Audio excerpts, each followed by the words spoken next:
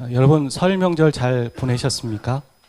네, 설 명절을 잘 보내신 분도 계시고 또 가족들과 함께 예배도 드리고 말씀도 나누고 신앙 안에서 교제하신 분도 계신가 하면 또한 예수님을 믿지 않는 가정들이 있기 때문에 여전히 기도 제목이고 또 걱정도 되고 기도 제목거리를 가지고 한아름 가지고 오신 분도 계시리라 저는 생각합니다.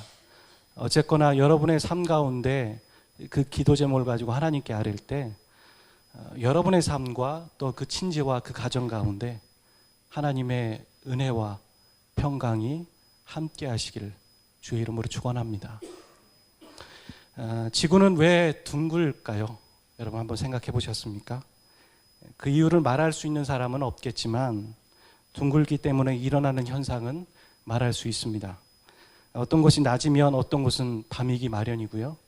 어떤 곳이 겨울이면 어떤 곳은 여름 혹은 봄이 될 것입니다. 이런 자연 현상뿐만 아니라 이 둥근 지구 안에 살고 있는 사람들 안에도 상반된 모습들이 존재합니다.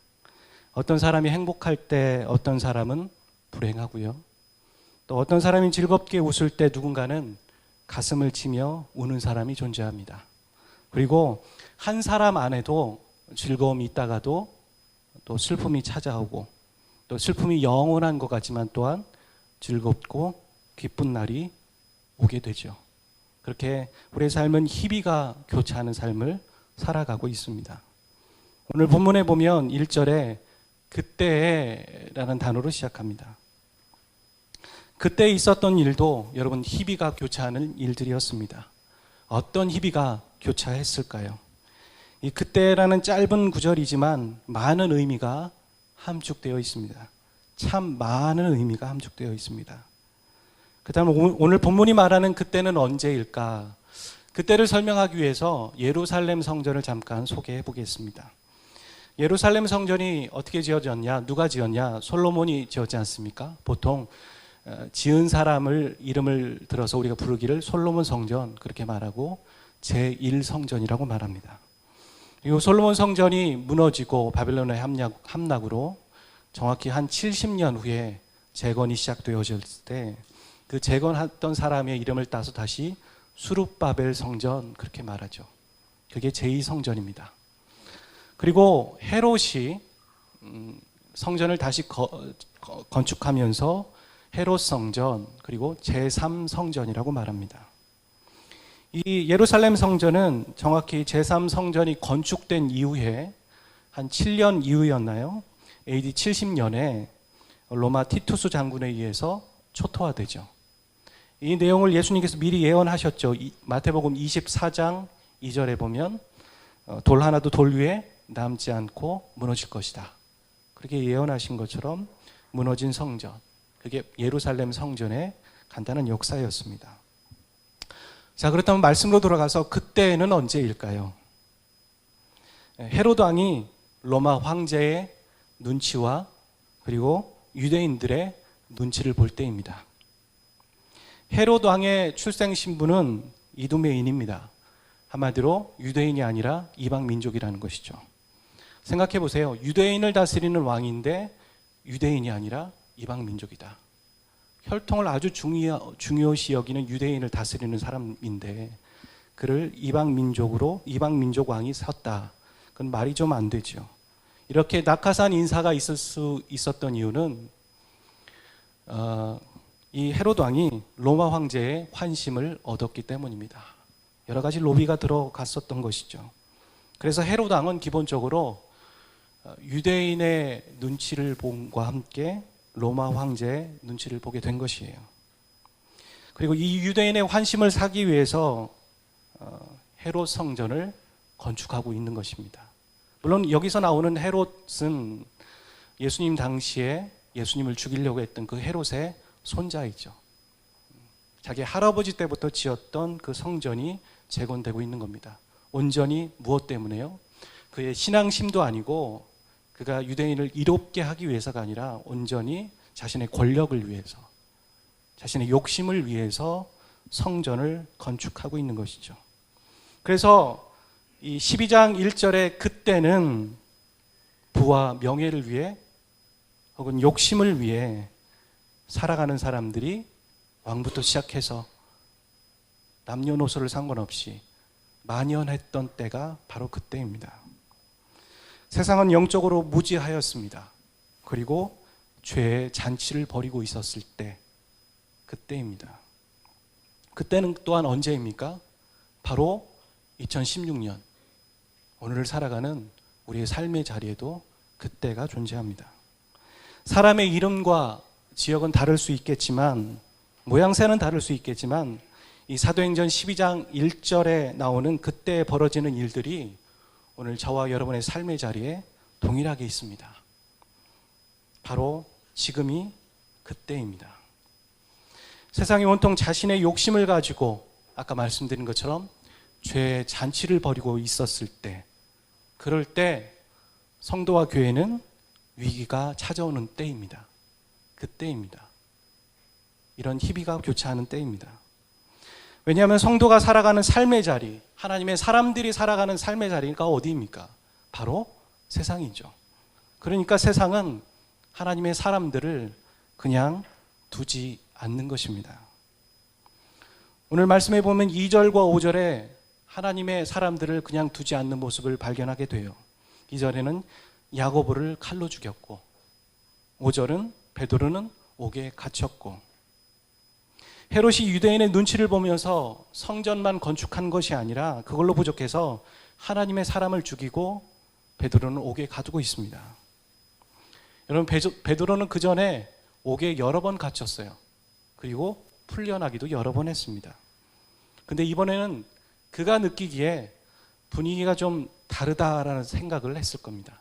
왜냐하면 첫 사도 중에 순교자가 나왔거든요. 이렇게 베드로에게 찾아오듯 성도에게도 위기가 찾아옵니다. 한 개인의 인생에 크고 작은 위험들이 있습니다. 그리고 그것은 개인을 넘어서 어떤 때는 교회와 공동체의 위기요, 어려움이 될 때도 있습니다. 이 위기는 누구나 보았을 때 어떻습니까? 불가능하고 극복하기 어려운 참 높은 벽입니다. 저와 여러분의 삶의 자리에 있는 위기와 어려움들, 극복하기 쉬운 문제들이십니까? 세상이 성도 앞에 세운 벽이 얼마나 견고하고 높은지 모르겠습니다. 나이의 벽, 그리고 학력의 벽, 성별의 벽, 능력과 신분의 벽, 배경의 벽 등등등. 성경은 이것을 5절에서 그렇게 표현하고 있어요. 갇혔고. 이 갇혔고라는 것은 그들이 할 수 있는 최선을 다해서 베드로를 감금했다는 겁니다. 그러니까 이 세상은 저와 여러분을 갇히기를 최선을 다해, 힘을 다해서 가둔다라는 것이죠. 헤롯이 베드로를 어떻게 가뒀습니까? 보시면 4명이 한조가 되었습니다. 2명은 베드로의 좌우에 있었고, 또한 2명은 베드로 옥문 밖에서 지키고 있는 것이죠. 질문 한번 해보겠습니다. 여러분, 왜 이 사람들은 베드로를 이렇게 꽁꽁 가두었을까요? 왜 그랬죠? 베드로가 도망가지 못하기 위해서입니까? 베드로가 재판을 받을 때까지 구금한 것입니까? 아닙니다. 내일이면 베드로를 죽이기 위해서입니다. 기회를 보았을 때 죽이기 위해서 베드로를 꽁꽁 가둔 것입니다. 하나님의 백성들은 이것을 깨달아야 합니다. 저와 여러분은 그것을 인지해야 합니다. 세상이 왜 우리에게 높은 벽을 앞에 두고 세워놓고 있습니까? 왜 우리를 꽁꽁 가두고 있습니까? 왜 교회와 성도는 믿음의 도전을 받고 있고 핍박을 받고 있고 어려움을 겪고 있습니까? 왜 위협을 세상은 주고 있습니까? 두려움을 주게 하기 위해서요? 아닙니다. 죽이기 위해서입니다. 여러분, 겉은 아름다운 사과 같지만 속은 독사과입니다. 겉은 타협이지만 실상은 옥조여서 죽이고자 하는 것이 세상의 목적입니다. 성도에게 있어서 죽는 것은 무엇일까요? 저와 여러분에게 있어서 죽는 건 무엇입니까? 영혼이 침체되는 겁니다. 성도에게 있어서 죽는 것은 하나님과의 관계가 끊어지는 겁니다. 성도에게 있어서 죽는 것은 하나님을 오해하고 교회를 떠나고 하나님을 저버리는 것입니다. 이것이 성도에게 있어서 죽음입니다. 창세기에 보면 뱀이 에덴 동산에서 아담과 하와를 죽였습니다. 사도행전에 보면 헤롯이 야고보를 죽이고 베드로도 죽이려 하고 있습니다. 그렇다면 오늘을 살아가는 성도의 삶의 자리에, 저와 여러분의 삶의 자리에 뱀과 헤롯 같은 다른 모양, 다른 이름을 가진 어떤 것이 우리를 죽이려 하지 않겠습니까? 베드로전서 5장 8절에는 그렇게 말하고 있어요. 근신하라 깨어라 너희 대적 마귀가 우는 사자같이 두루다니며 삼킬 자를 찾나니. 어찌 보면 베드로는 지금의 이 상황들과 과정들을 겪어 나가면서 훗날에 베드로전서를 쓰면서 그렇게 말했는지 모르겠습니다. 겉을 보기에는 별거 아닌 것 같지만 그것은 성도들을, 하나님의 교회를, 하나님의 사람들을 죽이려 하는 것입니다. 성도는 이런 도전을 하나님의 눈으로 인식할 수 있어야 합니다. 인지해야 합니다. 에이 목사님, 너무 과한 표현입니다. 그때는 그때이고 지금은 다르지 않습니까? 아닙니다. 여러분, 엘리사와 엘리야의 관계를 한번 생각해 보십시오. 제가 가끔 유행어처럼 아멘한 자에게 갑절의 영감이 있을지어다 그런 얘기 하죠. 엘리사가 엘리야에게 왜 갑절의 영감을 구했을까요? 그냥 대충 구하지도 않았어요. 엘리사는 쫓아다니면서 그 주위에 있는 다른 신도들이, 사도들이, 생도들이 왜 이렇게 과하게 하냐 그렇게 얘기하더라도 그런 거와 상관없이 엘리사는 엘리야를 쫓아다닙니다. 그러면서 나에게 갑절의 영감을 주십시오. 왜 그렇게 얘기했을까요? 엘리사가 사역하던 시기는 엘리야 때보다 갑절의 영감이 있어야지만 엘리야처럼 사역할 수 있었기 때문입니다. 그만큼 엘리사의 때가 강팍하고 어려웠어요. 그렇다면 엘리사의 때와 오늘의 시대는 어떻습니까? 훨씬 더 강팍하고 어렵습니다. 그래서 오늘의 헤롯과 오늘의 뱀들이 우리 사이에 존재하는 것입니다. 우리 앞에 벽을 세워놓고 유혹하며 타협하라고 말하는 겁니다. 보기에는 좋지만 그것은 성도를 죽이려고 하는 것이에요. 깨어 계셔야 합니다. 아담과 하와가 죽은 곳이 어디입니까? 어디죠?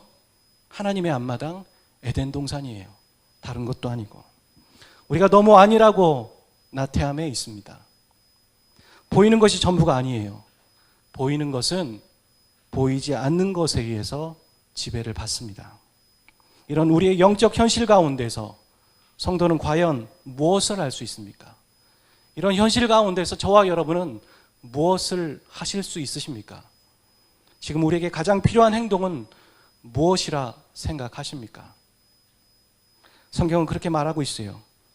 베드로는 갇혔고 교회는 그를 위하여 간절히 기도했다. 세상은 할 수 있는 방법을 다 동원해서 성도를 갇히게 만들고 교회를 위기에 치닫게 합니다. 그럴 때 성도가 할 수 있는 행동은 바로 하나님께 간절히 기도하는 것이에요. 여러분, 기도는 신학적인 용어가 아닙니다. 기도는 감사, 회개, 간구 이런 순서로 하는 공식이 아니라고요. 기도는 자녀가 부모를 의지하는 태도예요. 자녀가 부모를 의지하는데 눈치 볼 필요 있습니까? 자녀가 부모 의지하는 것을 우선순위에서 미뤄두면 어떻게 되겠습니까? 그 자녀 죽는 겁니다. 기도는 탕자가 아버지를 그리워해서 아버지의 품으로 가는 것입니다. 탕자가 바쁘다는 핑계로 아버지에게 안 가면 어떻게 되겠습니까? 쥐염열매 계속 먹는 거죠. 영양실조 걸리는 거죠. 죽을 수도 있는 것이죠. 기도는 피조물인 인간이 창조주 하나님을 만나는 것입니다. 아멘. 이것이 바로 생명을 얻는 구원이었죠. 저와 여러분이. 그리고 우리는 매일매일 그것을 반복해야 하는 존재입니다. 왜냐하면 우리가 주인인 줄 알거든요. 여러분, 그렇다면 어떻게 기도해야 할까요? 이 초대교회 성도들처럼 간절히 기도해야 합니다. 기도는 소리내서 하는 것만 간절히 기도하는 것도 아니에요. 묵상으로도 침묵으로도 간절히 기도할 수 있어요. 눈물을 흘렸다고 은혜 받는 것입니까? 눈물 안 흘려도 은혜 받을 수 있어요. 손을 든다고 해서 예배를 잘 드리는 것입니까? 손을 안 들어도 예배 잘 드릴 수 있어요. 외형적인 것보다 내면이 먼저입니다. 그게 중심이에요. 외형적인 것을 갖추려 하기보다 그 외형을 이끄는 내 중심이 어디 있냐는 것이죠. 여러분의 중심이 하나님으로 점령되어 있으십니까? 그렇게 되시길 주의 이름으로 축원합니다. 여러분의 우선순위가 하나님이십니까? 초대교회 성도들은 자신들의 최대 위기 앞에서, 이 불가능한 어마어마한 벽 앞에서 그들이 하나님께 기도하는 것을 선택했습니다. 사랑하는 성도 여러분, 사랑하는 새누리 여러분, 여러분의 최선의 방법이 기도이시길 바랍니다. 최고의 방법이 하나님을 의지하는 것밖에 없다고 믿고 기도하시길 바랍니다. 그렇게 기도하면 모양이 어떻든 여러분은 간절히 기도하는 것입니다. 여러분, 근데 이 세상과 성도 안에 희비가 교차하듯 하나님과 성도 안에 희비가 교차해요. 성도와 성도 안에도 희비가 교차한다고요. 그래서 이것을 기억하셔야 됩니다. 간절히 기도한다고 해서 꼭 옥문이 열리는 게 아니에요. 간절히 기도해도 죽을 수도 있어요. 간절히 기도해도 실패할 수 있다고요. 간절히 기도해도 그 벽이 그대로 있을 수도 있어요. 야고보의 결말과 베드로의 결말을 보십시오. 그들은 희비가 교차했어요. 세상과 성도 안에 희비가 교차하든 성도와 성도 안에 희비가 교차한다고요. 여러분, 질문 하나 해보겠습니다. 베드로를 위해서 기도하던 성도들은 야고보가 잡힐 때 과연 무엇을 했을까요? 성경에 나와 있지 않지만 야고보를 위해 성의 없게 기도하다가 그가 죽으니까 아유 정신 차리고선 교회가 베드로를 위해 간절히 기도했습니까? 아니죠. 그렇게 간절히 기도했더니 하나님이 옥문을 열어주셔서 교회가 승리한 것입니까? 야고보가 잡혔을 때도 교회는 기도했을 것입니다. 근데 그들의 간절한 척도에 의해서 이 옥문이 열린 게 아니라고요. 우리는 이 사도행전 12장을 보통 보면서 교회가 간절히 기도했기 때문에 옥문이 열렸다라고 해석하죠. 과연 우리가 얼마나 하나님 앞에 성실하게 나가야 하나님이 우리 기도에 응답을 하실까요? 인간이 얼마나 의로워야 하나님의 기대치에 미칠 수 있는 의가 준비가 될까요? 제가 어렸을 때 예수님을 믿기 전에, 교회를 다니기 전에 초등학교 3학년 전까지는 무당집을 다녔습니다. 어머니랑 같이. 그래서 기억에 쌀점점 그리고 엽전점 그런 거 친 거 기억이 나요. 근데 그분이 갑자기 돌아가셨어요. 그래서 어머니랑 저랑, 어머니가 저를 전도한 거죠. 우리 그냥 교회 가자. 그래서 스스로 전도해서 교회를 다니기 시작했습니다. 오늘날까지. 그렇게 됐는데 그때 어머님이 하셨던 얘기가 있어요. 그 당시에도 이제 무당집이었지만 부처가 있었던 거죠. 부처상이. 야 성환아, 너 저 부처님한테 3,000배를 절하면 부처님이 까딱 쳐다본다. 그러니까 최선을 다해, 예의를 다해, 정성을 다해야 돼. 그런 얘기를 해주셨습니다. 아 정말 부처님에게 마음 들기가 참 힘들구나. 그런 생각을 어렸을 때 해본 적이 있는데, 다시 한번 본론으로 돌아가서 인간이 얼마나 의로워야 하나님의 마음을 시원케 하고, 인간이 얼마나 의로워야 하나님의 기대치를 미칠 수 있을까요? 그렇다면 이런 결론에 도달하게 되는 것이에요. 응답도 못 받는데 우리는 왜 기도해야 합니까?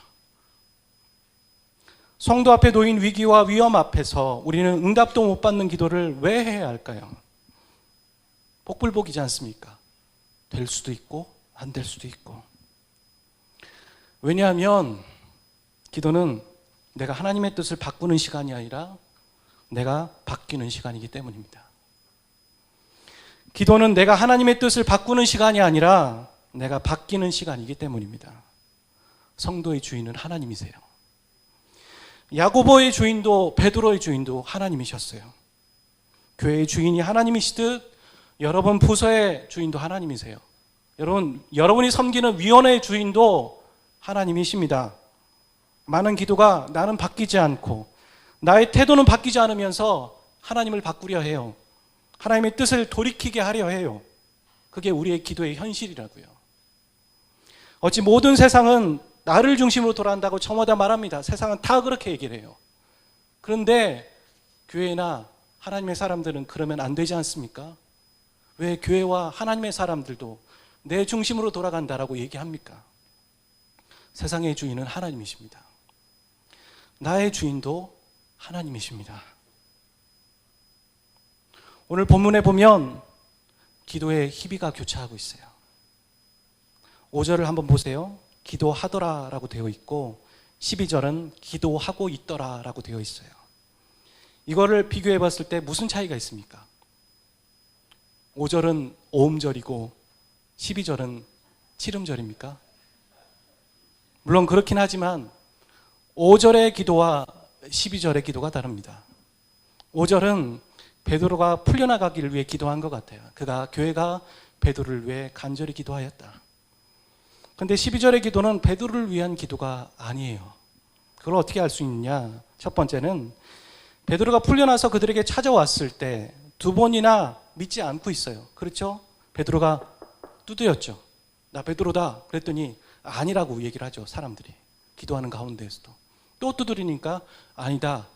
그의 천사일 것이다. 우리가 보통 이 구절을 해석할 때 어떻게 얘기합니까? 그들은 믿지도 않고 기도하고 있었다. 그들의 수준이 참 저급하다. 소 뒷걸음질 치다가 쥐 잡은 격이다. 그렇게 해석하곤 합니다. 이들은 베드로가 풀려나가길 위해 처음은 기도했지만 기도하다가 기도 제목이 바뀐 것입니다. 하나님이 그들을 바꾸신 것이에요. 그들이 하나님의 뜻에 맞춰간 것입니다. 할렐루야. 두 번째 증거는요, 사도행전 4장 29절에 30절에 나와요. PPT 한번 보여주시죠. 같이 한번 읽어보겠습니다. 시작. 또 종들로 하여금 담대히 하나님의 말씀을 전하게 하여 주시오며 손을 내밀어 병을 낫게 하시옵고 표적과 기사가 거룩한 종 예수의 이름으로 이루어지게 하옵소서 하더라.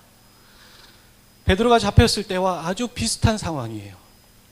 그들이 단기간 내에 변질되지 않았다면 그들은 이렇게 영적인 자세를 취했을 거예요. 하나님, 베드로를 살려주십시오가 아니라 하나님, 이 기회를 통해서, 이 상황을 통해서 하나님의 이름이 드러나기를 원합니다.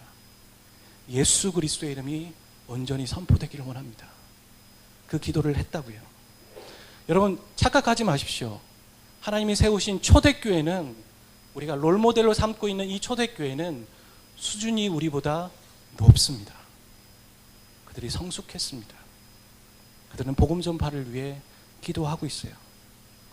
사랑하는 성도 여러분, 세상이 주는 위협, 두려움들, 죽음의 공포, 개인의 위기 앞에서, 그리고 교회의 위기 앞에서 여러분은 무엇을 하고 계십니까? 여러분은 어떤 자세를 취하고 있습니까? 여러분은 무엇을 사용하여서 그것을 바라보고 계십니까? 여러분의 이성입니까? 여러분의 경험입니까? 여러분의 배경입니까? 여러분이 정말 손쉽게 쓸 수 있는 바로 옆에 있는 그 무엇입니까? 아닙니다. 여러분, 정말 최선의 방법, 최고의 방법은 하나님께 기도하는 것입니다. 아멘. 기도하십시오. 지금 기도해야 될 때입니다. 여러분이 하나님 앞에 기도할 때 하나님께서 여러분을 바꿔주시기를 주의 이름으로 축원합니다. 여러분이 그런 기도를 하실 수 있기를 축복합니다. 하나님, 제 기도 들어주세요. 그게 아니라 저를 바꿔주세요. 제가 하나님의 뜻에 맞추겠습니다. 그런 고백이 여러분의 삶 가운데, 이 교회 가운데 있으시기를 주의 이름으로 축원합니다.